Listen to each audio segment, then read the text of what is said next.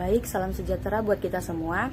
Kami dari kelompok 4 ingin mempresentasikan hasil diskusi kami yang berjudul Asas-Asas Pendidikan, yang beranggotakan Jeffrey Anfal, Natalia Damani, dan Elsandra Widya Safitri. Yang pertama, pengertian asas pendidikan. Asas pendidikan memiliki arti hukum atau kaidah yang menjadi acuan dalam melaksanakan kegiatan pendidikan. Asas pendidikan juga diartikan sebagai sesuatu kebenaran yang menjadi dasar atau tumpuan berpikir baik pada tahap perencanaan maupun pelaksanaan pendidikan. Salah satu dasar utama pendidikan adalah bahwa manusia itu dapat dididik dan dapat mendidik dirinya sendiri. Macam-macam asas pendidikan. Yang pertama, asas Tutwuri Handayani. Yang kedua, asas belajar sepanjang hayat. Yang ketiga, asas kemandirian dalam belajar. Yang keempat, alam takambang jadi guru. Asas Tutwuri Handayani. Asas Tutwuri Handayani ini bermakna bahwa setiap orang berhak mengatur dirinya sendiri dengan berpedoman pada tata tertib kehidupan yang umum. Menurut asas ini, dalam penyelenggaraan pendidikan, seorang guru merupakan pemimpin yang berdiri di belakang dengan semboyan Tutwuri Handayani, yaitu tetap mempengaruhi dengan memberikan kesempatan kepada anak didik untuk berjalan sendiri dan tidak terus-menerus dicampuri, diperintah atau dipaksa. Asas Tutwuri Handayani yang dikumandangkan oleh Ki Hajar tersebut mendapat tanggapan positif dari RMP Sosro Kartono, filsuf dan ahli bahasa, dengan menambahkan dua semboyan untuk melengkapinya, yakni Ing Ngarso Sungtulada dan Ing Madiau Mangunkarsa. Kini ketiga semboyan tersebut telah menyatu menjadi satu kesatuan asas, yaitu yang pertama Ing Ngarso Sungtulada jika di depan menjadi contoh. Yang kedua, Ing Madia Mangunkarsa jika di tengah-tengah membangkitkan kehendak, hasrat atau motivasi. Yang ketiga, Tutwuri Handayani jika di belakang mengikuti dengan awas. Baiklah, materi selanjutnya yaitu asas belajar sepanjang hayat, yang merupakan sudut pandang dari sisi lain terhadap pendidikan seumur hidup, yang meliputi yang pertama, seluruh hidup individu. Yang kedua, mengarahkan pembentukan, pembaruan dan peningkatan.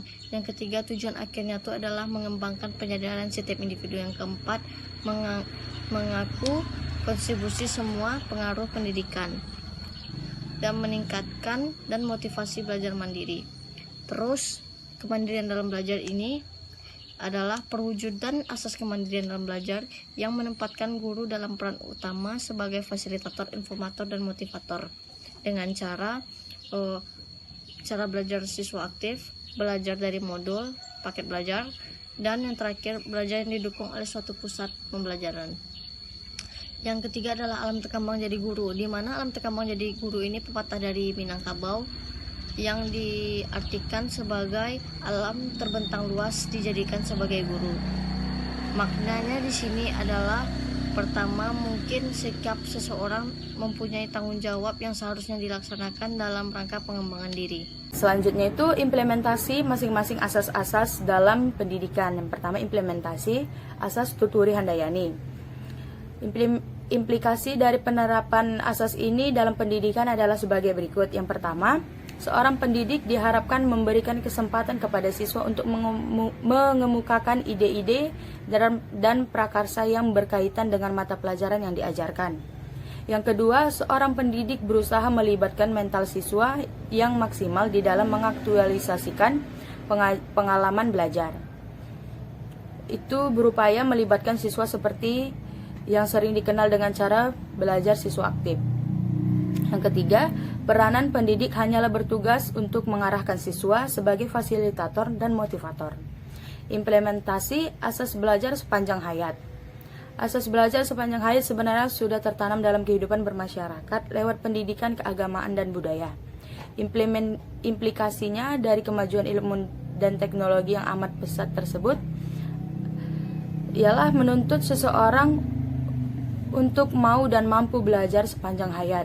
Pendidikan ini terdiri dari 3 sumber utama. Yang pertama, pendidikan persekolahan. Yang kedua, pendidikan luar sekolah. Yang ketiga, sumber informasi lain seperti media sosial, internet, dan sebagainya. Implementasi selanjutnya yaitu implementasi kemandirian dalam belajar. Implementasi dari asas kemandirian dalam belajar merupakan suatu wujud manifestasi asas kemandirian dalam belajar yang bukan hanya dalam berbentuk kurikulum atau KTSP, namun juga dalam bentuk ekstrakurikuler. Selanjutnya, implementasi alam takambang jadi guru. Alam takambang jadi guru adalah sumber belajar, baik untuk di sekolah maupun di luar sekolah. Anak dapat belajar dengan binatang peliharaan dan tanaman di kebun atau air yang mengalir di sungai.